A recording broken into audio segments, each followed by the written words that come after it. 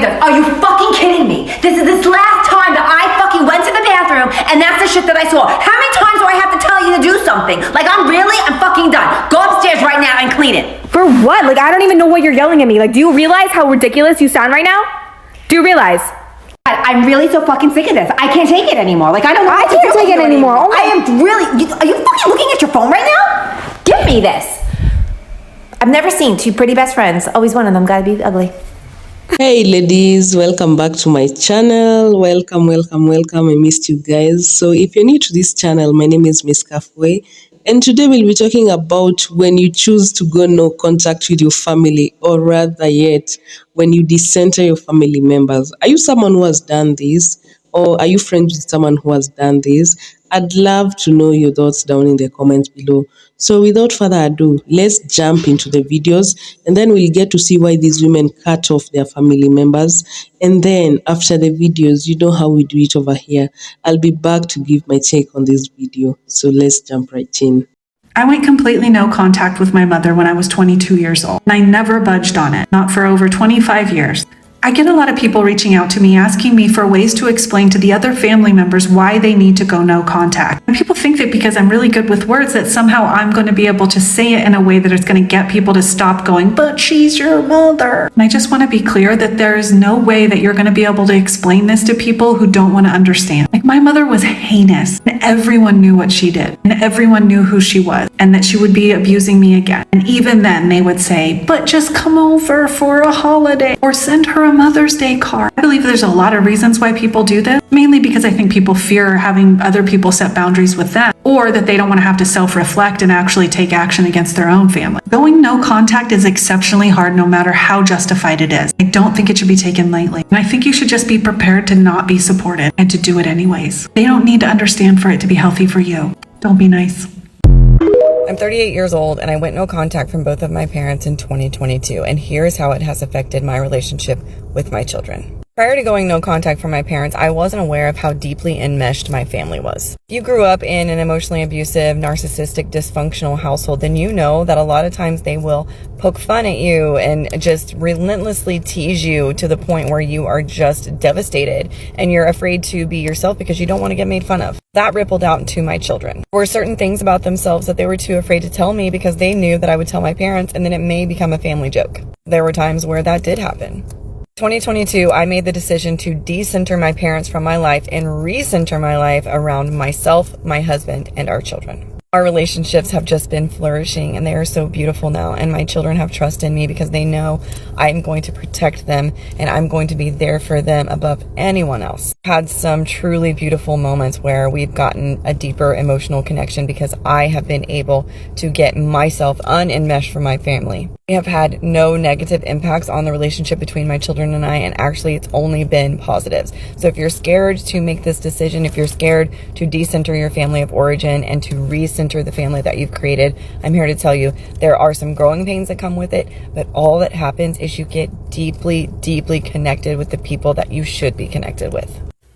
I think one of the most upsetting things about being no contact with your parents is the extended family that you lose because of it. And when I was in England, I heard this expression that just kind of summed it up perfectly, is you kick one and they all limp. In 2012, I was going through a really rough time. I had been divorced about a year and struggling with it. And around the same time, my grandmother passed away, my stepmother's mom. And I don't even remember what the catalyst was or what the reasoning was, but she decided in that moment that she wanted nothing more to do with me and my brother. And because of that, I lost contact with not only my parents, or my dad and my stepmother, but 6 aunts and uncles and 12 different cousins. And for about 12 years, I've been worrying about this, fact that no one talks to me and nobody wants to know what happened or why they're not talking. And when I was in England, one of those cousins reached out, the youngest of all of them. So I am the oldest, and so she's the same age as my son. But we spent a few hours together talking, and, she knew nothing.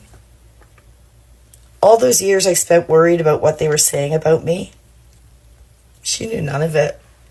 They hadn't mentioned to me at all. And that makes me sad for all the time that I spent worrying, that people were talking about me behind my back. They really weren't. They were going about their own business and worrying about their own shit, and time goes by so fast that you don't realize it's been 12 years and you haven't seen them. The last few days, I have been reflecting back on how different my life is now that I have decentered my parents. It was so scary in the beginning, and I did not know how I was going to live my life without them. But I fully believe that I would not be the mother and the wife and just the person that I am today if I had kept them as the center. I've been thinking a lot the last few days about how my father sent me a text message back in September, and he said he didn't understand what had happened, and he was sorry that he ever hurt me, and that he loved me, and he missed me, and that families could work through hard things. And I replied with one of the hard things that I wanted to work through, and he immediately replied, "Have a nice life." And that right there is why so many adult children are no contact, because our parents refuse to have conversations around their behavior. This year, my oldest son is a senior in high school, and I do get really sad when we have celebrations about some of his accomplishments and my parents aren't there, because I just think, how could they? How could they refuse to have these conversations and miss out on such amazing things in my kids' lives? I've been no contact with my family for almost 3 years now, and I want to talk to you about the 6 things I've learned in that time. So when I went no contact, it wasn't as common as you see now. I would tell people I don't talk to my parents, and they would just be like, "You don't talk to your parents at all?" So the number one thing I've learned is your life gets so incredibly peaceful when you don't have people in your life who are actively rooting for your failure, actively antagonizing you, and finding moments to devastate you in every single way possible. The amount of peace and freedom you get in your life is absolutely unmatchable.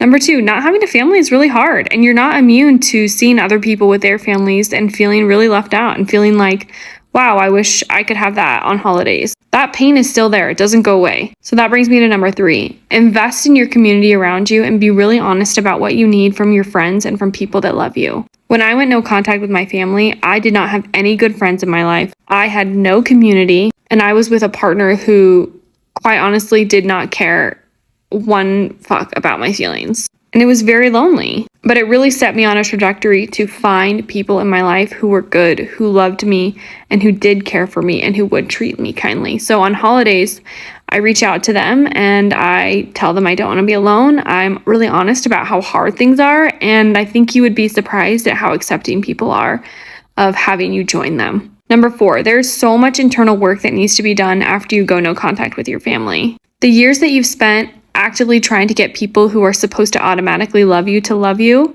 is incredibly difficult to heal from. You have to learn for the first time in your life how people who are supposed to love you should treat you. And that takes a lot of work. So really invest in that self-development and all of those healing resources that you can. And I, as a person, do not believe in the concept of forgiveness, and I have made videos about this, but I can go into this in another time. But you still need to work through all of that pain and trauma that was caused to you, and you need to let a lot of it go, whatever that looks like for you. And number 5, you don't owe anyone anything. So people are going to have really big opinions, and people are going to try to convince you, and people are going to say a lot of things like, well, they're your family, or you're just so bitter, or you're so angry, and it's always going to be pointed back to you, but it's never going to be pointed back to the people who caused the abuse. So stick to what you believe. And lastly, you are not alone. More and more people are drawing lines in the sand of how they are going to allow people in their life to treat them. So find your community, because at the end of the day, you deserve to have a life where people love you, people are kind to you, people cherish you, you feel safe, and you belong, and not just because you're blood. As always, I am here if you need help on your healing journey. If you'd like to talk more about no contact, let me know. When the black sheep walks away from the family system, the family becomes desperate. They need someone as an emotional garbage bag to dump all their insecurities on. So they will then find another black sheep. And this black sheep doesn't have to be a black sheep in its true sense, such as a truth teller. It can be a narcissist. Someone who made a mistake, because toxic families do not believe in mistakes. So the person who made the mistake will now suffer gang bullying, will now suffer being criticized, crucified, annihilated. This new black sheep may then go to the original black sheep for comfort. Because guess what? Being gang bullied is no joke. And the new black sheep, especially if they were not a truth teller to begin with, cannot handle it. I don't know who this is for, but if you're between the ages of 20 to 30, you need to stop listening to your parents. If you're like me and you came from an African household, then you all know the struggles that we've gone through as children. If you're weak, your parents will control your life. Parents have this ideal way that they believe their children should live their life. And if given this opportunity, they'll capitalize on this. They'll control who you make friends with, what school you go to, what degree you study, and even who you should marry. I've been saying this for a long time, but parents want to live vicariously through their children. For instance now, let's say your dad's ambition was to become a doctor when he was younger, and for whatever reason, he wasn't able to achieve that goal. What he'll want to do now, is he'll try to convince you or encourage you to become a doctor, just so he can live out that ambition through you. Or it might literally just be a shame thing, because most of our parents, let's be honest, they care about what other people think about them and their parenting style. Now, if you try and do what you want, we already know what will happen. Aunties and uncles will come to you and say, oh, you're being disrespectful, or you're disobeying, you can't talk to your parents like this, or you need to think about your parents. Listen, I'm a firm believer that we ought to honor our parents, because that's what the Bible says here. I do not believe that we should disrespect our parents, but let's be honest, there must be a line drawn here between what is considered disrespecting and you just living your life as an adult. I say this to people who are currently going through this. You need to take a stand and live your life according to your purpose. Because what will happen is if you don't live your life according to your purpose, you're going to live to regret it. And that regret, can easily turn into resentment towards your parents. And that will be a tragedy. You need to understand that your parents can't hold your hand forever throughout this life. When you were in school and you were writing your exams, did your parents write it for you? No. When you go to work and you do your job, do your parents come to work to do your job for you? No. So that will tell you that most things in this life rely solely on you and you alone. So once again, I highly recommend anyone between the ages of 20 to 30, if you're going through this, sit down with your parents, have a conversation with them, because most things can be settled with effective communication. But if you've had the conversation and they're still not trying to hear what you're trying to say, well, you've done your part and you need to do what you need to do. And you guys might think I'm crazy for putting the age range up to 30, but there are people who are 30 and even in their 30s that are still dancing to mommy and daddy's tune. So guys, please take hold of your life and live a glorious life, because at the end of the day, it's your life. You're the one that's going to live to regret if you don't live it to its fullest. Guys, if you like this content, follow for more. Decenter your mom comes before decenter me. Absolutely. As always, go watch that video and then come right on back. Come back. So people who know me know how much I don't play about my mama. My mom has always been my favorite parent. I have always been a mommy's girl. When I grew up, I wanted to be just like her. She was always my role model growing up. I joined the same sorority as her. She was my primary parent that I listened to. I was obsessed with, yada, yada. And while my mom is not perfect, because no people are perfect, she was a damn good mom, okay? And did everything she could to make sure me and my brother were good. And I don't know, I just love her so much more now. But the reason why I love her so much more now, and the reason why we have a really close relationship in my 30s, is because I decentered her a long time ago. I really started the process of decentering my mom in college when I went to Spelman, because I basically had no choice. I was living in Atlanta and she was living in Wisconsin. And while we talked every single day, she was big booked and big busy with her big job and her involvement in her organizations. And I was living my best life literally on Spelman's campus. And I'm not going to lie, when I really started to decenter her and started that process of decentering her, our relationship was not smooth. It was not the best relationship. In fact, I would dare say it was so rocky. We would get in horrible arguments whenever I came home, especially junior and senior year. However, it was the best thing that ever happened, because when I came home, I moved back home after school. My mom and I were able to start seeing each other for the individuals we were, especially as I became an adult and I started to see my mom as an adult. I mean, my mom's always been an adult, but my mom, in my eyes, was only my parent, not an actual adult. And I could tell you for a fact, me decentering her in my early to mid 20s allowed for us to have an amazing relationship into adulthood, because we are genuinely not only mother and daughter, but we were also friends, which I never couldn't have imagined even as a teenager, because I idolized my mom, and now she's someone that I truly love, respect, and I trust so much more. My mom encourages me to make my own decisions. She encourages me to live my dreams, and she always wanted me to decenter her. She always wanted me to go after what I wanted, what I loved, and I've always been so empowered and encouraged to do whatever the hell I wanted in adulthood, because I had my mom literally cheering me on and giving me good advice when solicited, not just out of the blue.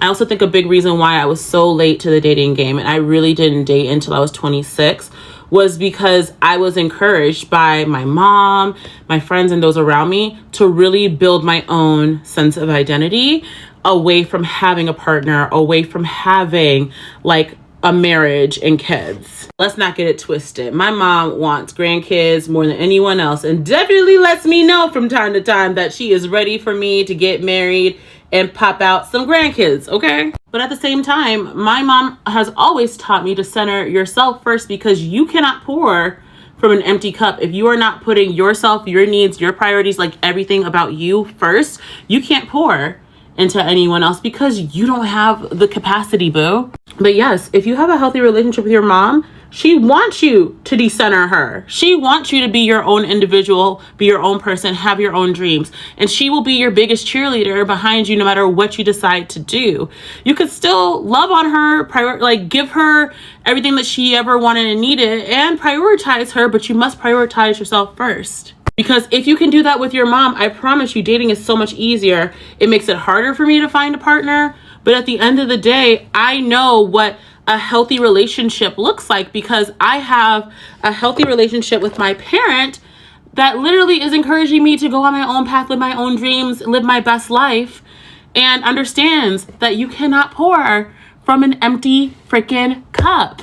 Anyway, moral of the story, you can still have a healthy relationship with your mom. She can still be your favorite person. She can still be all that and more for you, but you still need to be able to have your own identity, your own personality, be able to set boundaries with your mom, have tough conversations with your mom, and be okay being your own person and seeing her for the adult that she is. Because if you can do that with your mom, I promise you, you will do that with any man that walks into your life, and walk away if the man can't respect that you too have your own personality, your own wants, dreams, desires, and needs. So I'm going to tell you how I threw away my parents, or more professionally, how I decentered my parents from my life. I'm going to show you how to do it, because honestly, you deserve better. And when you know you deserve better, you tend to move accordingly. The first thing I did was I started taking inventory of my life, and I started looking around and saying, wow, why does everything seem so hard? Why does everything seem so just not easy? And I started to realize that was because I lacked a very simple thing that you need: a supportive system. I started seeing that my mom or my dad would help other people, but for some reason they would listen to my struggles. They would listen to what's happening with me, but not feel inclined to help. Even when I would ask for help, all of a sudden they don't have it. They don't have the thing I'm needing, or the help. They don't have it, but they had it for everyone else. Interesting. I started to realize that I didn't have a support system, and my main support system, my parents, my family, was something I never had. I had to always rely on the help of strangers to receive help. So I started there. I looked at history. And once I looked at history, I started seeing a pattern of unsupportiveness. I started noticing that my parents were in the people that I was entertaining as well. I started looking around in my everyday life and started identifying people by the trauma that I had experienced. I'm like, oh, wow, you say you're my friend, but yet anytime I call you, you're always busy. You can't help me. Oh, you say you're my boss or someone that wants me to improve, yet when I've asked you for help. Once I started seeing that and recollecting over time the bullshit I was experiencing, I started noticing, I started putting two and two together, and I started noticing the pattern. I started noticing, taking notice. Once I started seeing that pattern and I decided to not be a part of the pattern anymore, it was easy to say, block, goodbye, goodbye. I started to think of my parents as regular people, unsupportive friends, people that allowed me to struggle. I put them in the same category as all those other people. And I began to say, no, I'm worthy. I deserve to be helped. I deserve a support system. And I'm not going to entertain anybody in my life who does not feel that way about me. It was easy to let go. Internally, that shift happened when I realized that I no longer wanted to experience that life anymore. When I started realizing that that life did not benefit me at all. When I started realizing that I'm the only one being hurt. I'm the only one crying at night. I'm the only one that is consoling my own self through many treacherous stories. Once I found that out, I said, you know what? I deserve better. I'm going to receive better. In fact, I've received better from strangers than I have from y'all. So let's flip that around. My family are the people that treat me well and give me the better that I know I deserve. Strangers, which are my parents, they're strangers because I don't expect anything from strangers. When you go no contact with members of your family and they say, oh, you only have one mom, you only have one sibling, you only have one whoever, it's never like, oh, they only had one you and they messed that up. Because I assure you, 9 times out of 10, no one's going no contact for no reason. And it's always show them grace. It's never they should have treated you better when they had the chance. I think we're all forgetting that these people that are being left behind in the wind have done something to deserve it. Like, yes, you only get one mom unless you have 2 moms, but like, they only get one you. And more than likely you've given them, or like they've given their family members chance after chance to change, to like show that they've changed. And like they just haven't done the work to deserve having a relationship. And no, it's not like, oh, we don't understand, like you don't understand our dynamic. No, like we do, and you are the villain, actually. Like people need to start realizing that it is a privilege to F with you. Like I don't care if we are connected by blood. If you're treating me poorly, I'm not gonna let you keep treating me poorly. And coming from someone who is a no contact pretty much with like a few people, it was not a light decision. I did not make that decision lightly. And if one of your family members has gone no contact and you have been included, I'm not even gonna say it, but you know. For the girl on here who's basically stalking her no contact big sister, I'm the no contact big sister, so I need you to hear me. I am the oldest of 4 children, and this is serious. What you're doing is not cool. Enlisting every new boyfriend to try to get around blocks to contact her on social media is not healthy, and if you love her, you will not do that. Not all of us children that are siblings had the same parents. We might physically, genetically, those are the same human beings, but they are not the same parents. You know how a lot of people crash their first car? I'm the first car that got crashed. And that's kind of what it is when you have a lot of children and you're just learning to parent. You make all of those terrible mistakes on your first children a lot of times.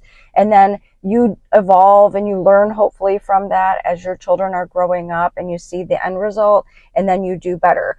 You're probably the sibling that they did better, and she did not have the same experience that you did.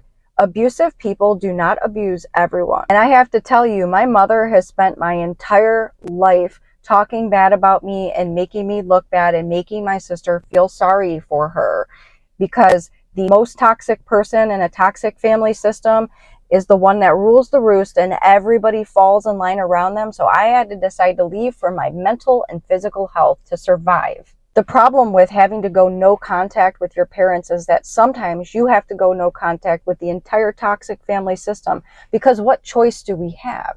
I can sit there and have to defend myself and disparage my parents to my own siblings who had a better experience than I did, or I have to choose no contact because it's always going to be the elephant in the room. And then we're going to run into each other at different places where I'm going to have to see the parents that I have no contact with.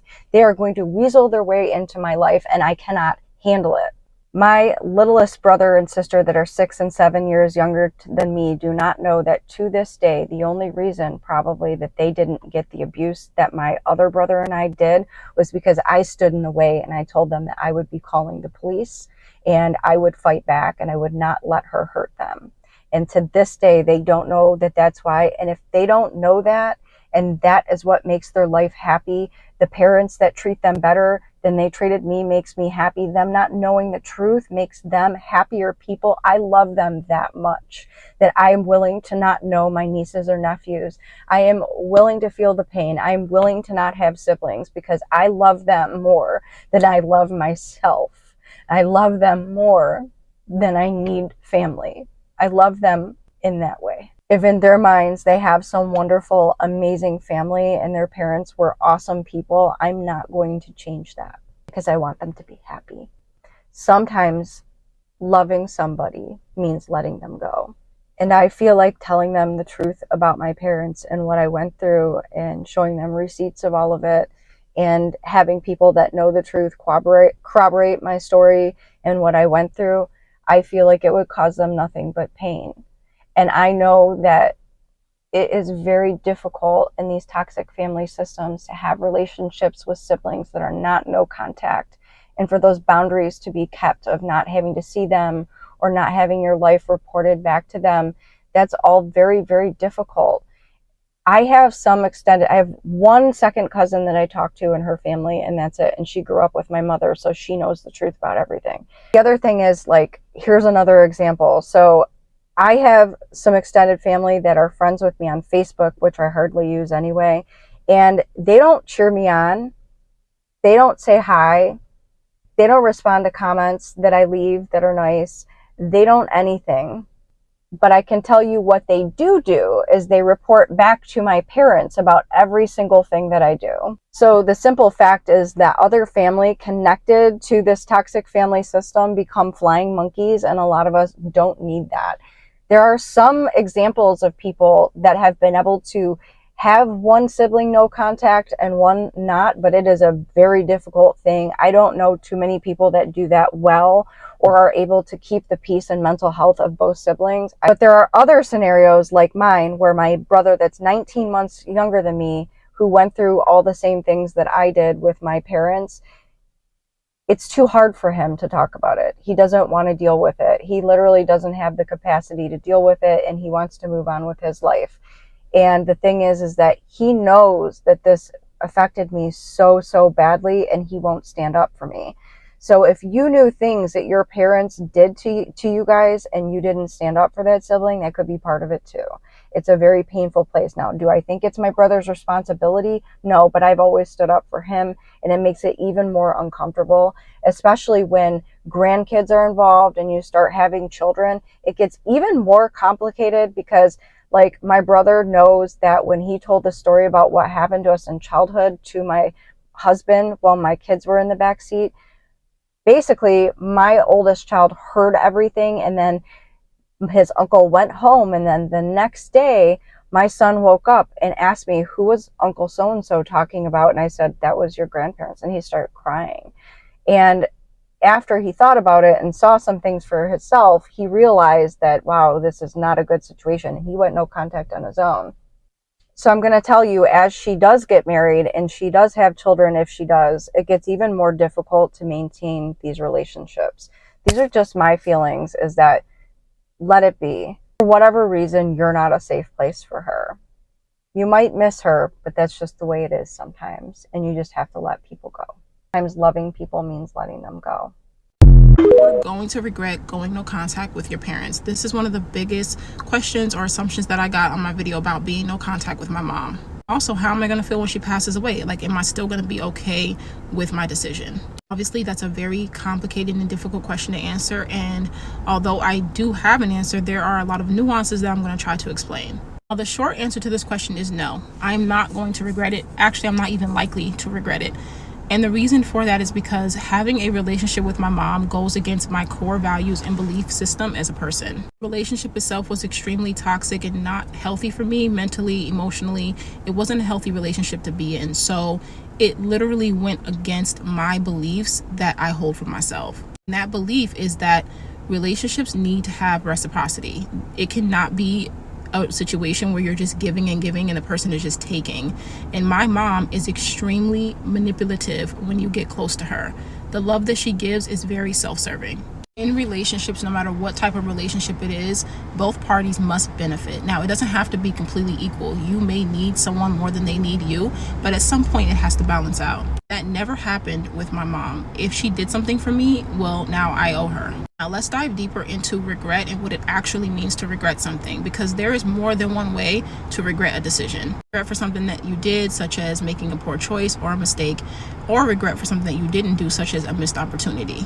Now, within the first year, you are more likely to regret decisions that you made. So you're more likely to regret mistakes and poor decisions more than you are missed opportunities. However, in cases of longer periods of time, you are more likely to regret not taking an action than you are to actually taking one.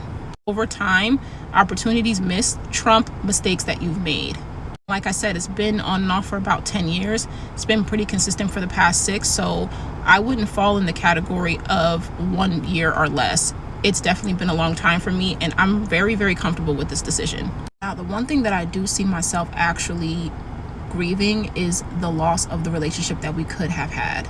When you are a child that grows up in trauma, typically children will create another world in their head. They may even envision themselves as somebody else if something bad is happening to them. And this is very common. The fantasy that I had for our relationship was not who I was actually dealing with. I will miss the person that she could have been more than the person that she actually was. As far as her passing away, losing a parent is never easy, and I haven't been through anything like that before, but I do know that I can lean into the support system that I have and the support system that's been helping me get through this process so far. But my decision still stands, and I truly believe that I'm making the best decision for myself, my mental health, and my well-being. Although this is a very sensitive topic, I do think that there are a lot of people that can relate to me and my story, and I do think it's important to give those people a safe space to express themselves, because a lot of people don't understand being no contact with your parents, and it can feel very isolating. So don't come in my comments being hateful. We receive enough of that. If you don't like this type of content, just don't watch it. This is going to be a series, so if you're interested in it, then just keep watching. These are the things that I didn't expect when I went no contact with my mom. I have been no contact with my mom on and off for the past 10 years, but I would say it's been pretty consistent for the last 5 or 6 years. When I say no contact, I mean no contact. I don't have her phone number. I don't have her address. She met my son, but only once when he was 2 years old, and now he's about to be 7 years old this year. And she's never met my daughter, and she has not met my fiance. And the one thing that I did not expect when I went no contact with her was the amount of people in my life that would meet me for the very first time, find out that I'm no contact with my mom, and then ask me to mend the relationship. Or they would just automatically assume that that was my first course of action, and I did nothing to try to make the relationship between me and my mom work before I cut her off. And what I need for people to realize is that is the result of trying to make the relationship work. The no contact is the end of something. It's not the beginning of something. Typically, adult children that have gone no contact with their parents, that wasn't their first plan of action. They tried for probably many years to make the relationship with their mom or dad work. I know for me personally, there were years where my mom didn't take accountability. It wasn't just one conversation. True healing between two people cannot happen if only one person is acknowledging the trauma. And then even once the trauma is acknowledged, there needs to be a change in behavior. And it drives me absolutely insane when people just think, oh, you took the easy way out by just cutting her off. That was not the easy part. That was a very difficult decision. And it's a decision that I personally do not regret, because I know everything that took place, and I know that I'd made the best decision for myself. And as a result of not having contact with me, she also does not have contact with my children. And I've said this in a video before, but children, no matter what the age, do not owe their parents anything. And that includes contact with their grandchildren. Parenting is a one-way street. It always has been that way. It is a job that you do not get thanked for, because your children did not ask to be here. You did not have to have them. I also didn't expect the fallout that would happen with other family members because of my decision to cut off my mom. There are family members that don't talk to me, mostly siblings, just because of the fact that I won't have a relationship with our mom. And that's okay too, because although we have the same mother, I do realize we had a different experience with her based on the amount of time that we spent around her. I'm just saying, if you meet a person and find out that they're no contact with their parents, please respect their decision. And keep in mind that it is always the parent's responsibility to mend that relationship. It's never the child's responsibility, no matter how old they are. If you ever hear a parent say, oh, my kid went no contact with me, oh, my kid won't talk to me, they cut all ties with me, I really hope you ask them this. Why would your child willingly orphan themselves? What did you do that was so profound that they wanted to cut all ties with you? Being a parent is arguably one of the most irreplaceable relationships you can have. What did you do that keeps your grown kids out of their lives? How did you fail so badly that you're not allowed to be in your grandkids' lives? What did you do that made them choose to live life on this earth without you being a part of it? Children don't abandon their parents without good reason. Your decision to go no contact with your family of origin is 100% the right decision. I wish somebody had made this video for me back in 2007 when I went no contact with my mother. So I'm here to tell you everything I have learned going no contact with my family of origin and some hot tips to help you get through the holiday season going no contact. Okay, so first of all, you might even be doubting your wanting to go no contact. You might be saying things like, I don't know, was it that bad? Maybe I'm being overly dramatic. Maybe I'm being like, maybe I'm the a-hole here. I'm here to tell you, if you're even doubting wanting to have a relationship with your parents or somebody in your family, it's probably because there's something awful there, especially with mothers and fathers. Children want to have a bond with their parents. So if you don't want that, something is wrong on a primal level. And we've been gaslit our whole lives, right? Like my dad would tell me like, oh, you don't have a problem. You don't, what you're crying for? You're depressed, I'm depressed. Like I've been told that I shouldn't have feelings about anything my whole life. So of course, when you have a strong feeling like wanting to get away from these people, you will doubt yourself. So number one, don't doubt these feelings. It's 100% valid. And if you're ever feeling like, gosh, I feel guilty, because that's going to be a huge one. You might feel guilty that you don't want to be around your family of origin.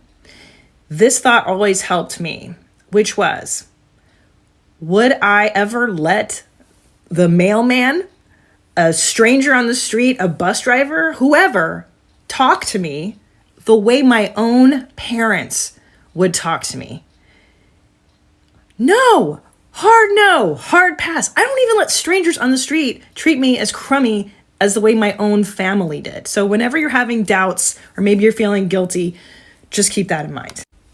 Okay, and going into the holidays, expect that other people in your family will probably not understand your decision to go no contact. And maybe it's because they did not have the same relationship with this person that you're separating from, that you had a different relationship with your mother than, say, your aunt, your cousins, or whomever. So maybe they can't even understand why. But here's some hot tips, and here's a great comeback I had when people would say things to me like, oh my goodness, you're not talking to your mother on Christmas? Oh no, but she's going to be all alone. And I would go, yes, you're absolutely right. My mother is going to be all alone. In fact, here's her phone number. Why don't you call her and hang out with her if you like her so much?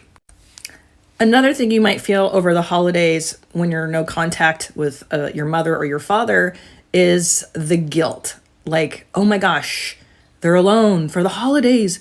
How will they survive? Okay, here's one thing I've learned. If you're not there for that person to abuse, they'll just find another person to torture. It's just that simple.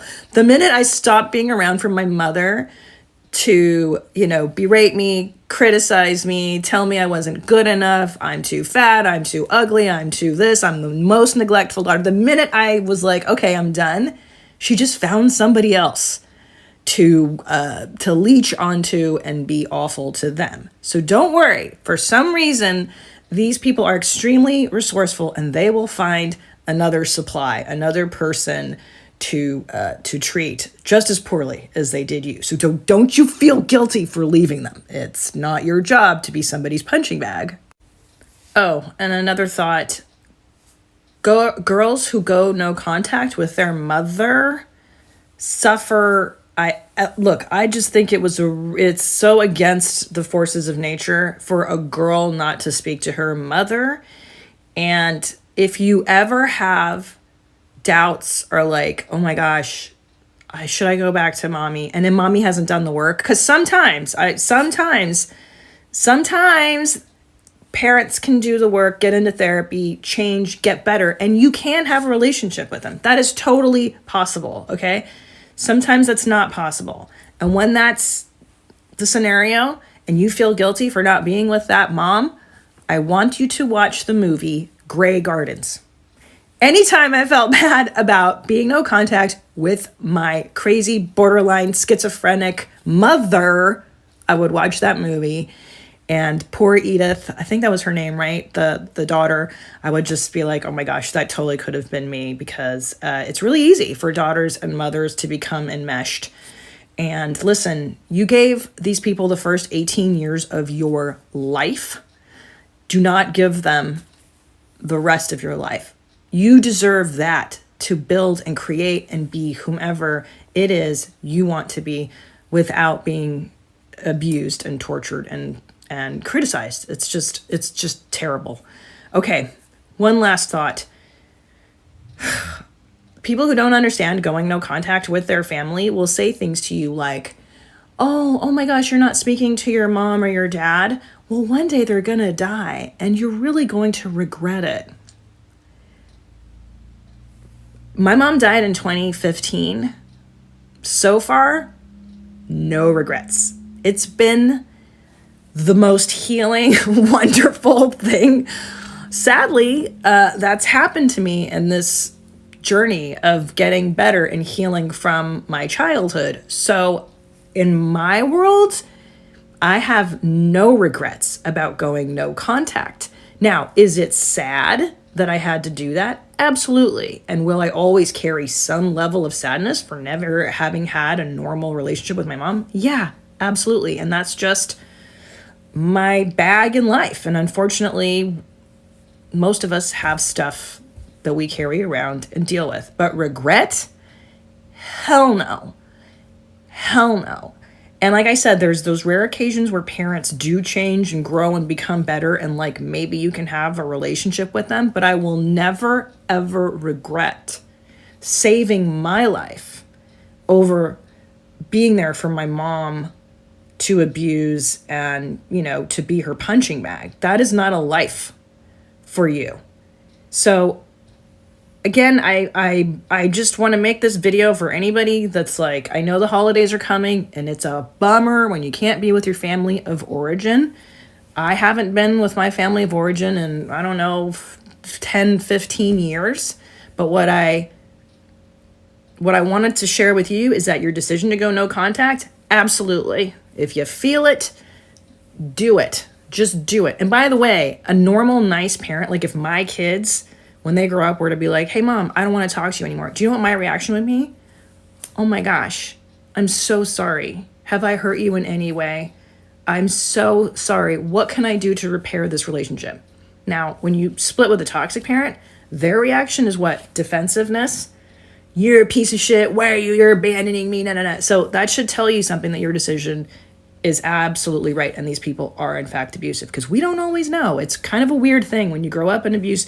You don't really know you're being abused until you're out of it and you're healthy and you're in therapy and you're like, oh yeah, oh, that was child abuse, or that was really fucking weird that my mom, wouldn't let me have friends over. Why? Because then they might see that our life is weird and I might tell somebody or whatever. So 0 regrets. Take care of yourself and make a holiday that makes sense for you. I now celebrate with my in-laws, whom I adore. I love them. And I'm just blessed to have my own family that I put my energy and my love into, and not my family of origin, who will suck that valuable energy and space that I'm now giving to my children to make their lives better. I know this video is super long. I wanted to get this out there before Thanksgiving, before I'm actually going to leave and go for a week. But anyway, I hope you're having a great holiday. And thank you so much for watching these videos. I'm really enjoying making these. And okay, talk to you later. Bye. Hey ladies, so I'm back to give my take on this video. So yeah, ladies, we have to admit that sometimes family can be your greatest pain. Like sometimes those who you love will cause you the greatest pain. There's even this quote by Bob Marley. I don't know whether it goes like this really, but it goes something like this. Like, those who you love most will cause you the greatest pain, but they are worth it. But today, let's ask ourselves, are they worth it? Like, these are the closest people you know. These are the closest people you have in your life. These are the people who raised you. These are the people who you've grown up with. But you can find that sometimes they cause you the greatest pain. And you don't even realize that this pain was so bad until you're all grown up and you realize, like, you didn't ever realize it because that's the only thing you knew at the end of the day. That's the only thing you knew. That's the only way you knew how to relate. Like, come on, like, it's crazy. And then they keep sugarcoating it like, oh, it's your mother. Oh, just forgive her. Oh, it's your father. Just forgive him. Oh, it's so and so. Just forgive them. Family comes first, blah, blah, blah. I think that's really crazy. I think once you start seeing your family members as regular people, it will be easy to let go. Like, it will be easy to make them take accountability for their actions. Like, it will be easy to hold them accountable for everything they've done to you. Like, trust me. Like, sometimes they only tell you, oh, you only have one mother, you only have one uncle, you only all those nonsensical stories. But I support the lady who says they only have one you at the end of the day. They only have one you. There is no other you. So why are they treating you so bad? Yes, they can have different children, but they only have one you. Like, you yourself. There's no one like you. And ladies, you're the most important person you know. Let me tell you that today. You're the most important person you know.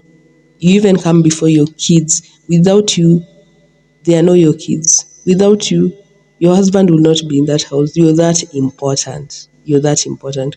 Without you, you will not have that beautiful family that you have now. You're that important. Put yourself first. Take time off for yourself. Let me stop meandering now. Let me come back to the topic. So, ladies, even if it's not your family, I think it's important to find your community. Myself, you guys are my community. Trust me. Like, right now, I feel like we are a family, like we are engaging. The fact that you guys listen to these audios of mine, like, really means so much to me. It makes me feel so good. Like, it makes me feel like I'm getting somewhere at the end of the day, because this was one of my greatest dreams. And let me tell you, I always knew I'd do this. I didn't know it was YouTube specifically, but I always knew there was something in me to talk to women from when I was like 15 years old. I don't know, but I felt it in my spirit. And it's crazy, like, it has manifested in this way, and it has manifested in a way that I love most. Like, it's crazy that I'm getting to live out one of my dreams. Like, I'm getting to see it come true. And it's not coming true mostly because of me. It's coming true, yes, because of my hard work, but mostly because of you guys. Like, you guys are my family. Like, you guys are my family. That's Let me just leave it at that. I don't want to go on and go on. Hey, like, you guys are my family. I just want you to know that. So, ladies, it's important that we live our lives according to our purpose. Like, you may find that if you cut off your family, you can start, like, elevating. Like, those people who pull you down, it doesn't matter who they are. I want you to start seeing them as regular people. Those people who pull you down, like, if you cut them off, like, cutting off each other, like, people tend to think you have to argue, you have to have this really bad fallout, but you can just ghost them. Like, you can just cut them off silently and go work on yourself, go fix yourself. Like, just tell them, like, you're safe and you need this time. And yeah, like, if they don't understand, like, you need this time, like, then that's really toxic. Like, now you really have to go no contact completely. But if you've had these conversations, like, it's important to just let them know where you are, blah blah blah, and then just go missing for some time and work on you. But I get most families won't be so understanding, and they won't be so understanding that you're going no contact. But at the end of the day, no one goes no contact for no reason. By the way, no one goes no contact for no reason. So, like, personally, I really have this weird, I don't say weird, but it's not like a close relationship with my sister. My younger sister, like, we have this really tumultuous relationship. And a while back, she said some things that were really, like, so detrimental. Like, So detrimental, and we argued. Like, remember, it was over Facebook. She started attacking me over some bullshit, like some things you will never think your own sister will make fun of you for. Like, yeah, you guess, like, it can be so annoying. So we went back and forth, and then she had the audacity to call me another day. Okay, on this day she had given birth, and she told me, oh, blah blah blah. And I told her, like, please, I need you to keep the same energy, because, like, you won't, like, be popping up in my life with your own things. Yes, congratulations for that. I hope you and the baby are safe. I wish you all the best. But you have to take accountability for how you talk to me sometimes. Like, you have to address that. And her, she's not the type to take accountability for anything. So already you will guess how that went. Of course, she hung up on me. Yeah, and that is that till today. But I wanted to teach her, but that, everyone in the family is like, oh, she's our sister, she's our blood. Let's just leave her. Let's just leave her. Just ignore her. But hey, how long will I ignore you for? No, I'm not ignoring you for hurting me. I'm not. No, we have to face this. We have to have this conversation. And if you're not ready to have this conversation, then I don't see why we are talking. By the way, I don't see why we are talking. I may love you. I may wish you the best. I may really suffer if something happened to you, but at the end of the day, we have to establish boundaries with these family members. We have to establish, like, a foundation of respect, because if they don't respect you, they'll always, like, tell you anything. They'll always come at you anyhow. Like, no, that's not the type of person. Already we have gone through so much childhood trauma. So it's just like, as adults, can we just be each other's peace? Like, it's not that hard. So you'll find yourself with such siblings, with such family members in your family. And she's not the only person that has really made me feel like going no contact from her for a long period. Like, yeah, my dad is also another person. Like, yeah, my aunts, people are just, I don't know. I think everyone has those issues in their family. No family got no issues. But at the end of the day, are they manageable? How you choose to go about them, establishing boundaries. And let me tell you, if there's something important I learned in this video, is that true healing cannot happen if only one person is acknowledging the trauma. Like, if you're the only one taking accountability, if they're recognizing it and acknowledging it for what it is, then healing cannot be there if the other person is, like, all the way switched off. They're not acknowledging anything. They're in denial. Like, true healing cannot happen. It only happens when all of you acknowledge, like, yeah, something really terrible happened to us. Like, moving on, we have to change this and this. We have to establish this and these boundaries. Like, until that is done, you'll never, like, heal from it. And no amount of love can heal people who abuse you, be it family, be it a partner. No amount of love can heal such a person. I want you to know that today. No amount of love can heal them. It's better you just cut them off with their shenanigans and just be you, because you can't live, you like, for the past, like, 20 or so years, you've lived out for them. You've always been there, blah blah blah. You've always been dealing with your bullshit. But for the rest of your life, you have a choice. You don't have to deal with them. You can just cut them off. And the Gen X parents who complain that their millennial kids cut them off, or their Gen Z kids are cutting them off, I don't think kids owe you anything. And I think how your children treat you when they're self sufficient, when they're independent, is a direct reflection of how you treated them when they needed you for their survival. I saw that somewhere. I can't claim that. I saw that on a specific quote. So yeah, your children will treat you how you treated them when they depended on you for their survival. It's important to treat your children as people. Your children are people. Validate their feelings, validate their emotions. Don't just stample on them like they're some accessories, or they're just kids. They don't really know what's going on. By the time they're adults, they'll have healed from this. No, a child's prime years are the most sensitive years. Like, you have to really take care of their emotions. You really have to take care of them, like, even mentally, because that's the person you're raising. Because if you raise an emotionally scarred child, that child will be a menace to another person. And you don't want to, we've already suffered through these people. We don't want our children to exact the same pain we've had to undergo with other people. So it's important to treat your children as people, to see them as real people. Some people just, I don't know, let me not go too much deep in that. But let me tell you, over certain episode, not an episode, but a certain occurrence that happened, like where I live. So there's this woman who we live with, like she's our caretaker, and she has this daughter. The daughter is like 9 or 8 there. And then the daughter, I think, stole some sweets from a shop outside here. And it was like at night, it was like at 9:30. So it's kind of like getting more silent. And we just had screams and a person being beaten on, pa, pa, with a pipe. And we all got out of our balconies to like peep what is going on. And this woman was calling her daughter, "You prostitute," now in Kiswahili, "Malaya wewe, you prostitute, why are you stealing sweets from this man's shop? Huh? Why are you stealing sweets?" Pa, pa, the pipe lands on her. "Why are you stealing sweets? What am I raising? I'm not raising a thief. You prostitute. Look at you, you dog." Yeah, you see? Like, I get the child has a mistake, but humiliating her in front of all the neighbors, shouting at night, hitting on her in front of people, calling her a prostitute isn't helping her.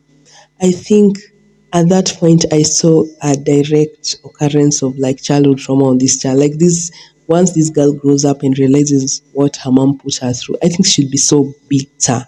I think she'll be one of those children who will cut off their parents if they don't heal from all that bullshit. Like she's always shouting at her. Like at some point you question, is she jealous of her daughter? Because the daughter is very pretty, by the way. Is she jealous or what is going on here? You know, like treat your children as people. Be compassionate, be empathetic. Don't just treat your children as some accessories you've put in your house or some toys or some animals. I don't know. And another thing, not everyone has to understand your decision to go no contact. These people normally don't understand that they've not had the same relationship you've had with that individual. Not everyone has to understand. Like at this point in your life, it's not a must for everyone to understand why you're doing things the way you're doing them. Just as long as things make sense to you or to people who are involved in it, that's all that matters. Like at this point in time, that's all that matters. And truth is, you'll never let a stranger treat you the way your family members treat you. Like if it was a stranger doing some things to you, you will go completely ballistic. So why let your family members treat them? Like it's important not to give them passes anymore. We should stop giving them passes each and every time. Yeah, like always remember you're the most important person. And ladies, please identify what it is in your childhood that sometimes you see some of these relationships we've had with our family members that have traumatized us, even lead us to pick the wrong partners. So I think it's important to identify those empty gaps and those inadequacies or things that we were starved of in our childhood, like love and all that and that. Like myself, I have my own very heavy story, but I tend to think about it a lot, like how I was treated by my dad as a child. Like that really haunts me to this day. I don't know. But I feel like I didn't have the same dad as my sister and my brother at some point, like until like I grew up a little bit and I started performing well in school. I think that's when he started saying like, oh, she can be important, blah blah blah.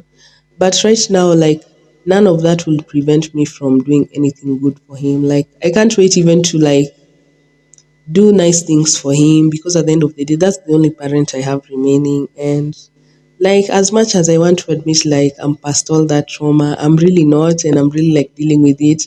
Like you know how some of us have a little bit older parents, like 60s, 70s. So it's not easy to like have a conversation with them, have an objective conversation with them. Like it's really hard to get to that point. But anyway, I think it takes time and healing takes time. And as long as like as right now you're an adult, so there's some things they can't do to you. So it's mostly passive aggressive.